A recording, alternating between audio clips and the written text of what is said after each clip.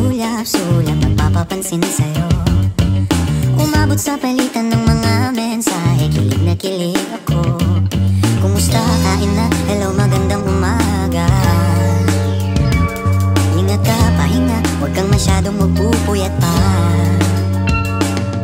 Naramdaman ng puso na dahan-dahan akong nahuhulog sa'yo. Sa kada araw natin na pag-uusap, meron nang namumuo. Ngunit di ko na alam kung anong patutunguhan. Ang hiling ko lang naman na itong naramdaman.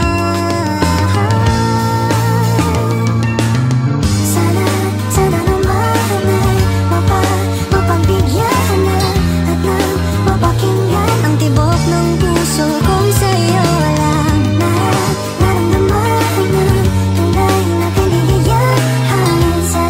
Sana naman mapagbigyan ang tibok ng puso.